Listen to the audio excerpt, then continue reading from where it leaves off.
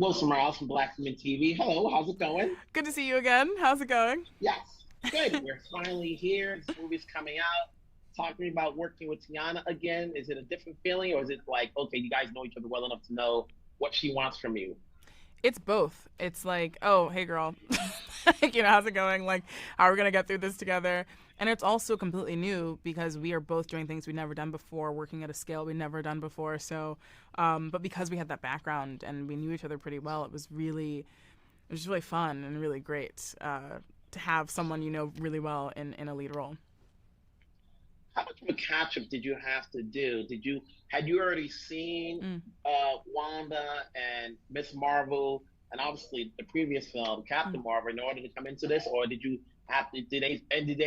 The people behind you, fill you up with more Marvel information before you started production? Oh, we definitely, I definitely had already seen everything because I just watched them anyway. But when I was pitching, I did go back and watch like some of the movies that I thought would be pertinent. And also just, I kind of did like a sort of abbreviated rewatch of the entire MCU. And then Miss Marvel was in different stages of production and post while we were making this film. So read multiple versions of the scripts, saw multiple versions of episodes, just so that I could stay up to date with what they were doing and seeing how they were responding to what we were doing in our film. But yeah, it was a mix of like having already seen pretty much everything that was out and then also getting more as we went along. Which each new project that you're doing, you're continuing to grow. And with this movie, what's your takeaway having directed this that helps you out skill set wise as a director moving forward? I feel like once you go this big and you're working with crews this large and you're learning how to collaborate across, different departments that maybe you'd never had before in previous films, it really feels like you get a huge education in some of the like physical side of filmmaking. And having that in my brain and also having just gone through it, like you have the confidence of like, oh, I can do anything. And then also you just know a lot more. So I just know so much more about filmmaking from that point of view now. So going into my next film, which is much smaller, it feels like, oh, I can hold this in the palm of my hand, actually. I can hold this in my hands and see it all because I was just on a movie where, it was impossible to do that. Mm-hmm. You're working along, obviously three fabulous women out here. Talk to me about that dynamic where everybody has their own scene. And it's very kinetic. As I watched, what some of what I saw, there's a lot of moving paces, moving scenarios in here. Yeah. You put your editor to work. Yeah, we had two amazing editors, Katrina Hedstrom and Evan Schiff, and they did an amazing job. And for this, this long post process of just bringing the best out of all of these characters, they, especially with some of these sequences where there's lots of switching and lots of VFX, they were just really amazing. So, again, I had like the best team ever. I had such great support. I had such amazing, brilliant collaborators. So it made the whole process just really enjoyable. Now, are we getting the same character traits that we saw from some of these characters in previous films or series, or from the comic book? Is it a hybrid of both? It's a hybrid. We definitely liberally sort of are inspired by the comics. Mary Livanos, my executive producer, and I like really love referencing the comics and really love digging into the research. And even if we don't use things, just knowing sort of what the history is. So with Carol, I really looked at Kelly Sue DeConnick's run of Captain Marvel. She's basically who made her Captain Marvel. And I think there's so much great stuff in there about her, who she is as a woman. And so I really wanted to include that in this film. And then with Miss Marvel, which they did so well in the TV show, in the comics, she's such an amazing character. She's so warm, she's funny, she's really thoughtful and loving and kind. And that was something I wanted to make sure that we got right in this film. Listen, we're hoping the best for you. We want to see more from you outside of this movie, but we want this movie to succeed first. So congratulations Thank you. on the gig. I'm sure I'll see you again. Yes, absolutely. We'll talk down the road. All right, I'll see Take you care. then. Bye. Wilson Miles from Black Film and TV. Hello, Laura. How's it going? Hi, Wilson. It's going great. Good. I just left a friend of yours. He just wanted to say hi, Cord Jefferson. Oh, where were you with Cord? I'm actually in New York at a brunch presentation for a film festival awards, and he just happened to be here. Oh, great. And I said, I'm talking to Laura. He goes, she's my composer. I know. Did you see American Fiction?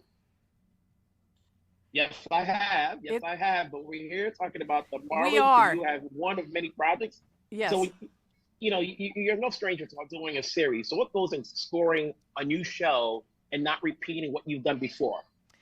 Oh, I think everything is really, there's a similarity here. You've got to figure out what's going on in the particular project that you're working on and figure out how music can augment, the emotion, augment the action, augment whatever the needs of the particular film or TV show are for music. And that's really the evaluation you make with the director, producer, the people involved who have creative say over an individual project. Mhm. Now, with a movie, especially when it comes to a score, there's usually one track that's the signature score throughout the whole film. Yeah. Is that a challenge for you as far as finding the one track that's going to be the core score, whether it's an orchestra or a melodramatic score that tells the tale of the film? I think that is the challenge. I think when you start a project, we're talking about the MCU for a minute, that basically you want to come up with an iconic theme that's quickly recognizable. That's kind of the sonic world of the MCU. So you want to come up with a 2 or 4 bar theme. And then what you need to do that's really significant is you need to put that theme through various paces. You've got to put it through an emotional space. You've got to make it mysterious. You've got to see if it can hang tough in action. You want to see it in all the emotional spaces that a film might have and see if that theme can survive those various places emotionally and physically and action wise that it needs to go. So that is the challenge of every project, I would say. Now, this particular film combines 3 other projects. Obviously, Miss Marvel, Right. Wanda, Right. as well as Captain Marvel. Right. Did you have to go back and watch all 3 of them to see if there's a score that you can bring back here Yeah. for each of those characters? I think I did, and I think what Nia tasked me with, Nia DaCosta is the director of the film, was coming up with a new theme that was really for this particular collaboration. Because this film is not a sequel to anything, it's its own thing. So you think Avengers and Captain America, for example. It's a new collaboration, a new connection, among these 3 superheroes, and a theme needed to be created for that purpose. Now, interesting, you mentioned Nia. How are you when it comes to working on projects, whether it's a new director or a director, that's had multiple projects? Where do you find yourself? Are you the veteran in terms of like, okay, this is the score? Or I know you have to work collaboratively, but when you're working with somebody like Ford, who's new in terms of directing a film, but Nia's already done projects, do they have much more experience in terms of knowing how a score goes as opposed to you, you working with them in terms of, okay, this is what I want to add to it? That's actually a really good question. Every creative person has their own ideas about music and has their own way of communicating about music. The composer's main job is to figure out how to translate that into music. So in essence, if the person is good at describing what they want, which Nia certainly is, then it's not a problem. If for example, you speak to composers like you speak to actors. So for directors, that's a very familiar language. So to use, adjectives like mysterious or driving or heroic or any of these kinds of words are the words that are communicated to me, and then it's my job to take those adjectives and translate them to music, and that's what we do. That's our gig. Well, Laura, congrats on this gig. Obviously, I'm Thank looking you. to hear more of the score. Obviously, I'll be talking to you again because you got other works in the projects. I look forward in to the it. Works. Good. So we'll be talking left and right. So have yourself a great day. Okay, Take care. you too. Say hi to Cord. Mm-hmm. Bye-bye. Wilson Morales from Black Screen TV. Hello, Mary. How's it going? Hi, good, Wilson. It's really nice to meet you. How are you? Yeah, good. So is this the first film where you're combining 3 projects when you're talking about Wanda and Miss Marvel and Captain Marvel all in one? It's been incredible. Bringing these three characters together is very much inspired by the comics. Team ups are in the DNA of Marvel Comics and luckily now Marvel Studios. It's what's really great about this film is it's a team up movie unlike anything we've seen before in the MCU outside of the Avengers movies. This is the first team up besides the Avengers. And really it conveys the fact that together we're more than the sum of our parts. Mm-hmm. Now, could it be challenging when you're trying to mesh the personalities of these three characters into one? Knowing what, because now you have to, there's an audience for each one of them. And let's assume that everybody's seen all of them. But if they haven't, now you've got to make sure that these traits that we saw them in their individual projects are the same when we see this entire film. Yes, it was certainly a feat to bring these three different characters who are coming from the television space, the film and television space, and the film space all together. They've each had their own individual journeys. But what makes that so wonderful is that it makes for real relationships on screen in this film. I was lucky enough to be a part of Captain Marvel 1, and it was a pointed choice in that movie to make Monica a child. Because that story took place in the past, we always knew that we wanted Monica and Carol to show up on the big screen together. And we get to explore themes surrounding reconnection with their relationship. And with Miss Marvel, of course, she's Captain Marvel's #1 fan. And it's through Kamala's lens that we get to examine and deconstruct the idea of Captain Marvel as a hero. And then get to know Carol Danvers as a person. Together, their chemistry is tangible, it's real, and it's our three leads together that really makes the movie sing. You guys put your editor to work because there's a lot of kinetic shots in there. That's right. I'm sure when he's reading the script, he goes, "Really?" And for the actors, there's a lot of moving parts in there. I'm sure you had a lot of stunt doubles in there. So is this a lot of work for what you've done in your capacity? Bringing entanglement to life was perhaps the biggest feat of this film.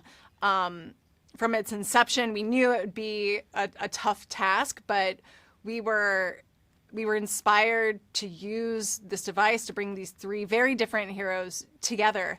The idea that their light-based powers could theoretically become entangled was brought to the table by the wonderful Megan McDonnell, and Nia did so much heavy lifting, storyboarding, and helping write and figuring out exactly where each character was at any given point in time and space. Really, every single department head, our stunt team, our visual effects team, it was a huge, huge effort, a huge team effort to bring these characters together. When you bring in Nia, and I always think that when these directors come into a Marvel project, they are immersed in so much work that they have to catch up on. Because anybody that sees them outside of their home are going to be asking them questions like, "You better know your stuff." How was it working with Nia, knowing she has to not only see the previous film but the other works, and coming in here and knowing her stuff, so that when we talk to her, you're like, okay, you're not just the director for hire, you actually know your stuff now. Working with Nia was a total delight. She's not just wickedly cool, but she's a total nerd and fan of Marvel, a lifelong fan of Marvel. So when we first met, it was awesome just to talk about every character under the sun and to find a kindred spirit in a fellow fan. And to make a movie with someone like that is the best you could ever ask for. She knows the characters inside and out. She was such a huge fan of Miss Marvel and those comics in particular. And you can see that love and that fandom come to life on screen. This is a film for Marvel fans, but also for folks who love fast-paced, action-packed movies that just cook. Everybody's looking forward to seeing it. Congrats. Let's hope we get more movies out of this. Yes. Take care wherever you're at. Thank you so much. It was awesome to meet you. I really appreciate the time. Bye. Bye.